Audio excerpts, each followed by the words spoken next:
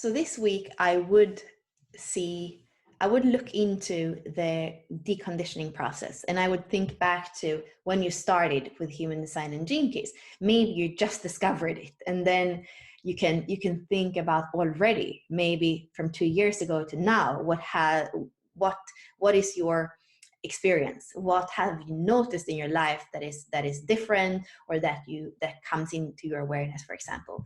And if you have been in it for a longer time, I would really invite you to look into your life and your attitude about life before you started and now. That is, for me, it's amazing when we do that and we realize what happens when we come in more and more and more in our true self.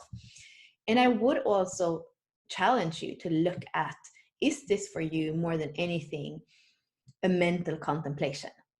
If you feel like, yeah, it's interesting, but nothing has really shifted in my life, then I feel like it is really the invitation to start living this transmission, to start embodying it. Because as something in our mind that's not put into practice, it's just not worth anything, is what I feel.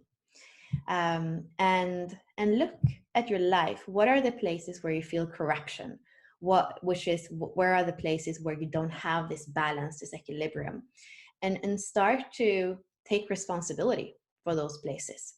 I was hosting a masterclass today that had to do with attracting your ideal partner, and the person who was doing the masterclass was speaking about how you have to treat yourself in the world the way you want to be treated, because that's putting out how it's to the universe, like how you expect yourself to be treated.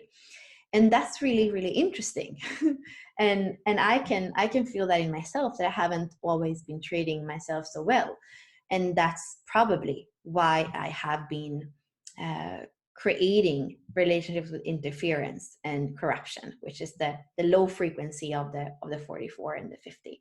So look at that. Look at how do you treat yourself in a corrupted way, and then expect yourself to have a good teamwork with others or equilibrium.